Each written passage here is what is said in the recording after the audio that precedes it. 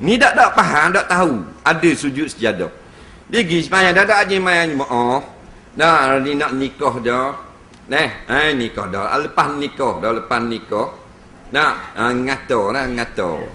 Bila ngata tidur mau tua. Sekali dak pergi subuh. Dak main jemaah. Dia sembahyang seorang yang subuh di rumah 8.30. Nah. Tapi dah ni nikah dah jadi natu orang semalam nyambuk.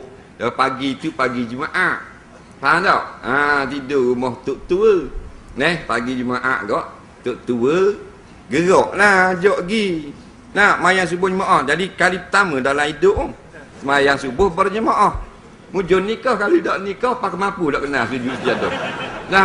Tu kelebihan bernikah. Jadi bila tengah-tengah baca dak dan rakaat tu imam sujud. Dah sujud sejadah. Memang sujud. Natu ni kata mana bengong tu imam sujud. Natu ni dengan baju Melayu biru ni. Sokok gitu sokok. Baru nikah. Butang ada ratai. Butang baju Melayu.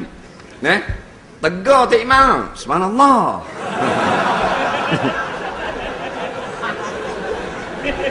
Jeng natu. Nama gua itu bukan natu tu atu. Kau tak tahu ke hala. Maka kedarah dia pandai. Sujud sejadah lah tu. Apa mau ditegur subhanallah. Kadang-kadang dia seorang. Subhanallah. Ada juga orang natu kat bodoh gitu.